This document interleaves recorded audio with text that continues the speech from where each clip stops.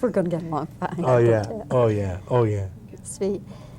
Well, Danny, do you know that I have been around a number of years, 20 years, interviewing stars, and I never have met you before because you were always with the other network, doing Taxi. Which other network? Well, let's not talk about it. Anyway, the point is that now I have a chance to welcome you to Dallas.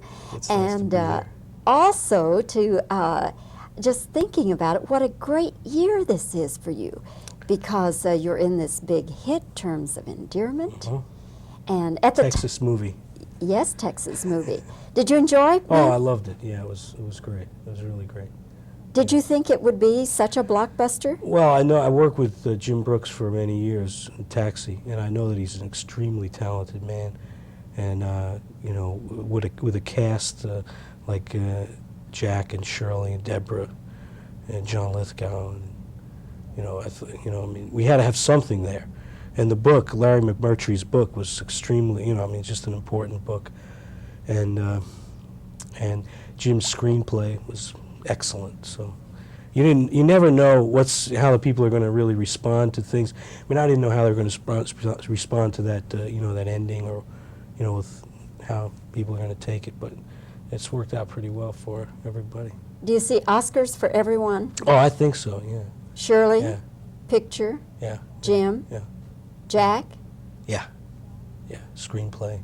screenplay. Other things. Yeah.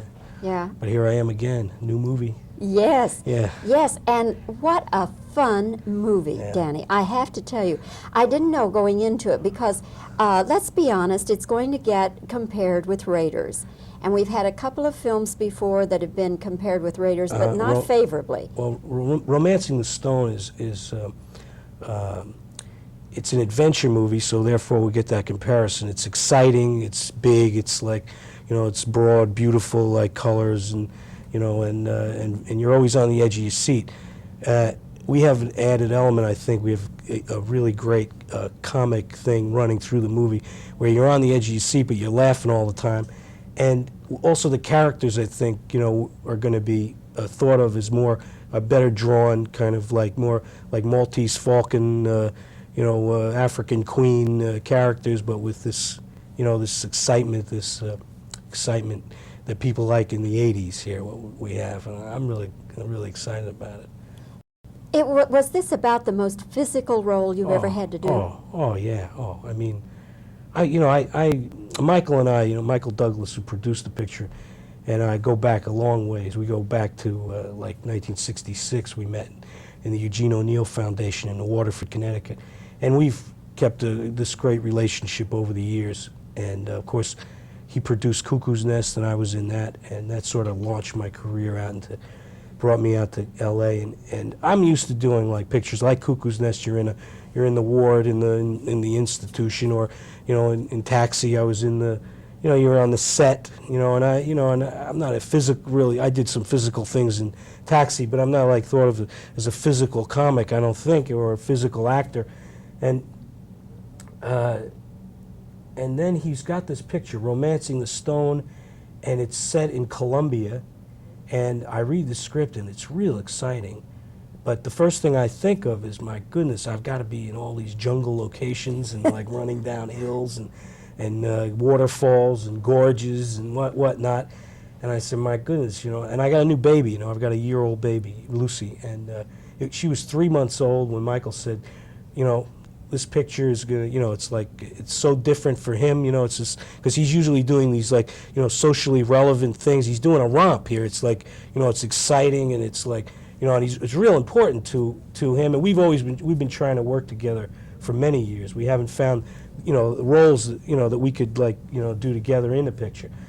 And I said, well, I talked to Rhea, and she said, well, we got a 3-month-old baby. You're going to go to Mexico. I said, what are we going to do? We have to do it. You know, she was doing Cheers, and she'd get Rhea Perlman. Rhea Perlman, yeah, and she would get, like, they do 3 weeks and then get a week off, and then do 3 weeks and get a week off. And so we fit it into our schedule so that Rhea and the baby could come with us.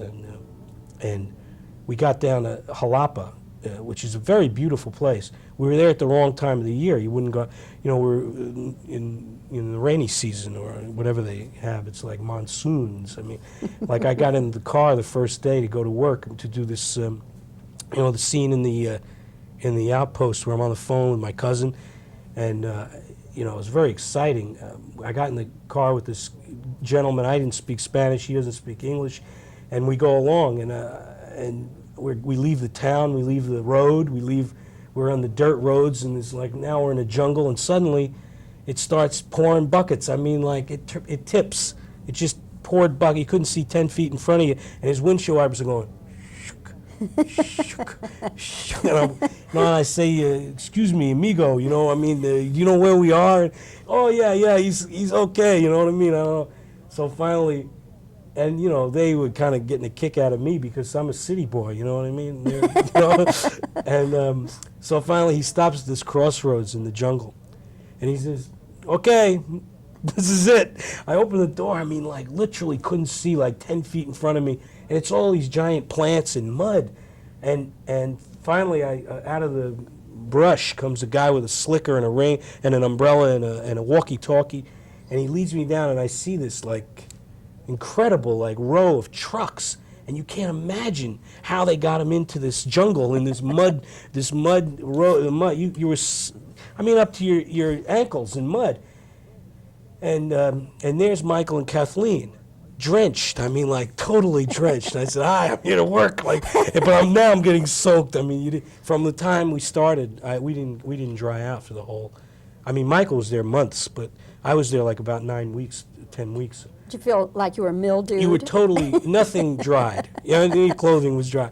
And Kathleen, I mean, it was terrific. I mean, anybody else in that situation, we're actors. We're all, we all are a little vain, and we have our egos, and otherwise we wouldn't be doing this, and we couldn't probably. And there's this woman going through. There's no makeup mirror and this, that, and the other thing. It's just like, and the physical thing of shooting the movie was, Bob Zemeckis directed the picture, and you normally set up, like here we're all set up. We're going to shoot this picture, the cameraman, and we're in a shot. You're right here.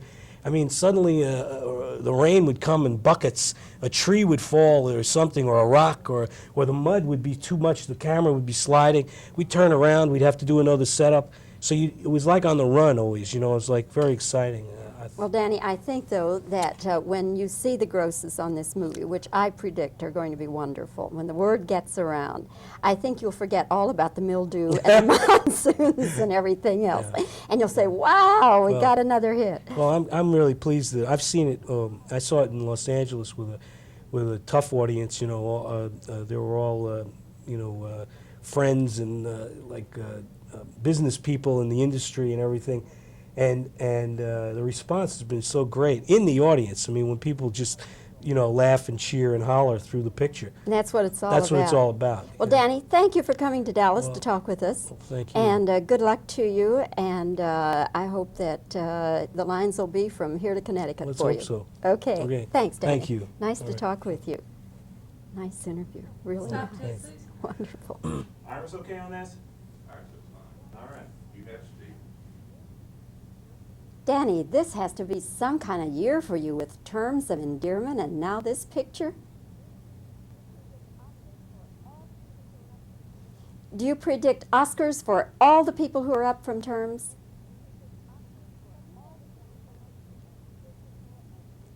Have you ever done a picture as physical as this picture?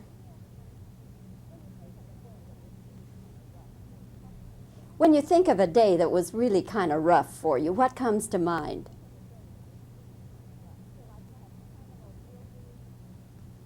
Do you feel like you had terminal mildew?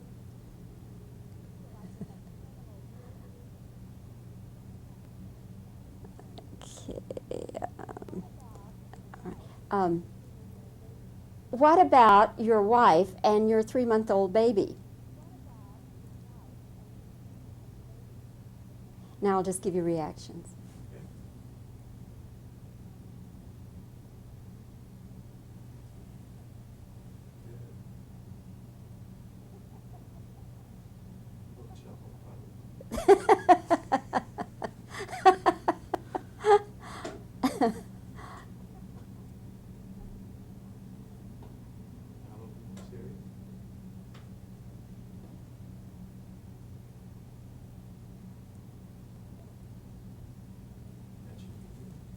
Okay.